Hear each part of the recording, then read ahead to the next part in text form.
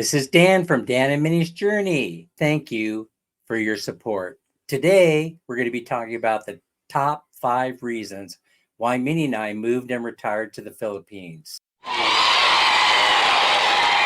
All right, let's get started. Reason number 5. Reason number 5 is probably easy for most of you to figure out. I'm married to a Filipina. What? And we're living right where she was raised in Bye City, Leyte. Ta-da! If I were married, let's say, to a Mexican national, I probably would be living in Mexico. You what? If I were married to a woman from California, I'd probably still be living in California. Minnie and I put this plan together over 20 years ago with the goal of building a house, and here we are enjoying our retirement lives right here in the Philippines. Reason number 4. If you are looking for a retirement destination with a tropical climate, there's no better place to be than right here in the Philippines. Of course, the island of Leyte is known for getting bombarded by typhoons at least a couple of times per year. This typhoon season passed us by with not much going on. We had days where there was a lot of rain, but when the sun shines on the island of Leyte, this is one of the most wonderful places to be. Reason number 3. The beaches. I know a lot of my friends who are stuck in California keep talking about, why would you move to the Philippines? We have Hawaii. Please, let it go! There's no place on the planet with more white sandy beaches than the Philippines. You have the islands in the north. You have islands in the south. Nothing can beat the white sandy beaches of the Philippines.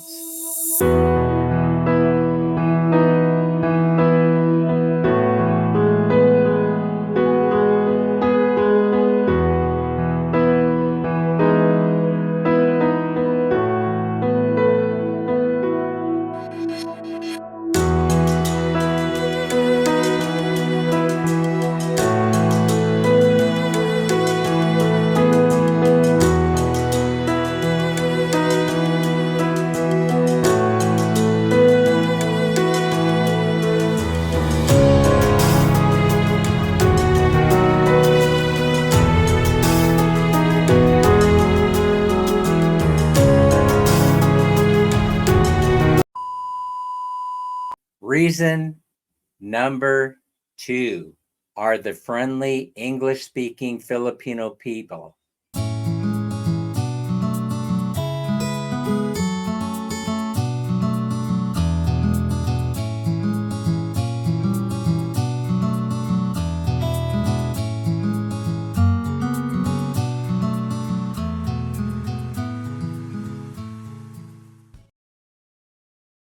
Most of the Filipinos that we've encountered speak English, and this makes it a soft landing spot for those that don't want to take the time to learn a new language. They say that you can't teach an old dog new tricks. But I found the Philippines to be a very attractive place to retire to, simply due to the fact that I don't have to learn a new language. Just about everybody you run into speaks English, and they are the most friendly, hospitable people. You will rarely meet an unfriendly Filipino here in the Philippines. The number one reason Minnie and I moved to the Philippines, it's extremely affordable. It sucks to be you. One of the things that Minnie and I started thinking about is, do you want to live in a country that's in economic decline as opposed to in economic growth mode? This was a very important part of our decision-making process.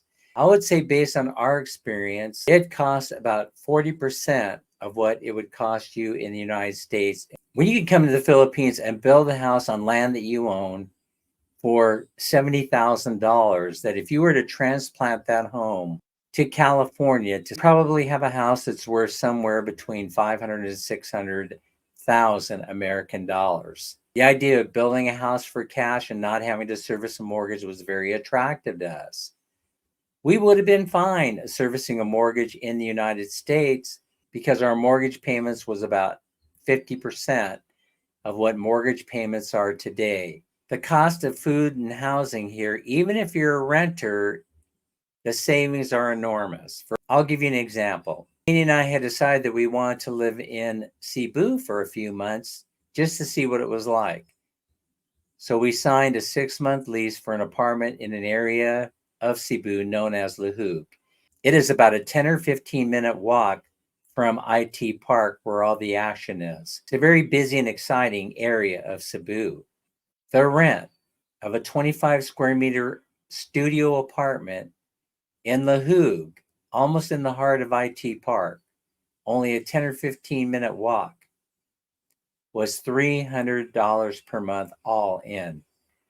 Try and replicate that in the United States. You won't even get close. The rent that we were paying on a 600 square foot, 1 bedroom, 1 bath apartment in Sacramento ran us $1,800 per month. What's the comparison there? $300 a month in Lahug, all in. That included internet, electricity, water, or $1,800 per month in Sacramento, which only covered the air in which the apartment was located in. Electric bills and water and all those other things, all those other utilities, and including sewer hookup, were all additional bills that you had to pay. Living in that apartment in Sacramento, we were right around $2,200 a month. Now, the cost of food is simply cheaper than it is in California. You don't have the variety that you do in California. I can't tell you whether you can replicate your Western style of living for less money than you could in the United States. It all depends on you. You can go from having a very, very basic apartment here where you're paying $100 a month in American money, all the way up to the sky's the limit. I will tell you this, though. Luxury here in the major cities of Cebu and Manila come at a higher price than the luxurious condominium in the heart of Bangkok.